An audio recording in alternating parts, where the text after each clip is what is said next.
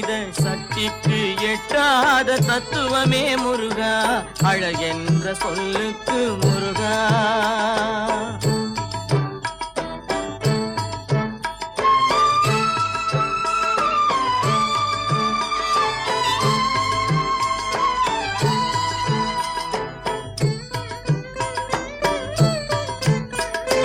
பிரணவ பொருள் கண்ட திரு முருகா, பரம்பொருள்